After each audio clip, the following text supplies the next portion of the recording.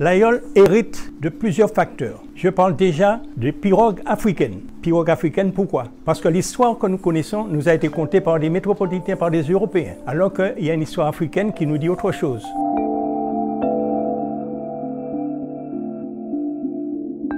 En 1312, il y a eu une expédition qui a été menée par l'empereur du Mali, Bakary II, qui a fait que 200 pirogues africaines sont parties des côtes africaines et ont été vers les Amériques. C'est des pirogues à voile qui ont les mêmes caractéristiques que ce que nous avons en yole, c'est-à-dire une voile rectangulaire avec des traverses qu'on appelle vergues, exactement ce que nous avons en ce moment. D'autre part, nous héritons également des Amérindiens, parce qu'il faut dire que dans la Caraïbe, il y avait des Amérindiens qui voyageaient d'une île à l'autre.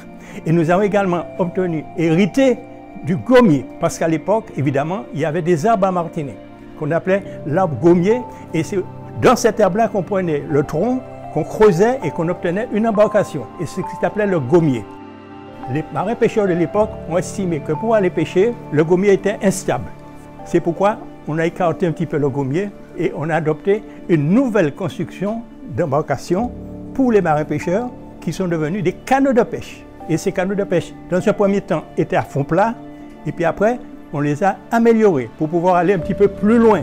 Alors voilà un petit peu d'où est partie cette idée de canot de pêche qui est devenue yole. Maintenant, la yole, c'est une embarcation légère sans quille, il faut dire sans lest. Et ça surprend beaucoup de monde, même les grands navigateurs. On a eu des visites de grands navigateurs, tels Tabarly, qui ne comprenaient pas qu'une yole qui n'a pas de quille puisse tenir sous l'eau uniquement avec le bras dressé et les équilibres faits par les coursiers. Il y a eu ce qu'on appelait en 1966, 67 et 68, 3 tours de la Martinique qui ont été faites par des passionnés. Dans les années 60, les constructeurs de yole, c'est-à-dire les charpentiers de marine, eh bien, voulaient tout simplement améliorer l'embarcation des pêcheurs. Les béquets, en grande partie, les possédants, les béquets qui avaient les moyens, ont, dans les années 60, demandé à M. Jean Lafontaine de modifier la coque pour obtenir une yole de compétition. Et c'est à ce moment-là que ces passionnés-là ont voulu faire ce qu'on appelait le tour de la Martinique, en 5 étapes et pendant 5 jours, avec 3 équipiers à bord.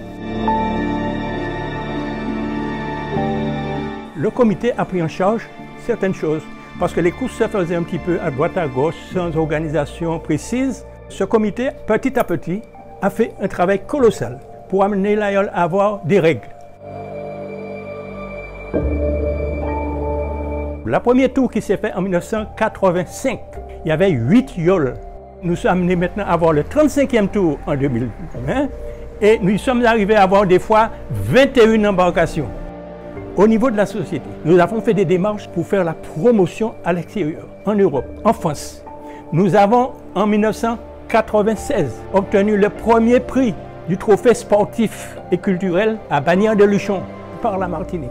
Fort de cela, on a estimé que quand même la yole avait quand même la possibilité d'aller encore plus loin. Et c'est en cela qu'à Paris, avec Tine-Auguste Édouard, qui est l'auteur du projet, nous avons obtenu déjà que le sport de yole de Martinique soit reconnu par la France. Et maintenant, elle est à l'UNESCO en voie d'être reconnue.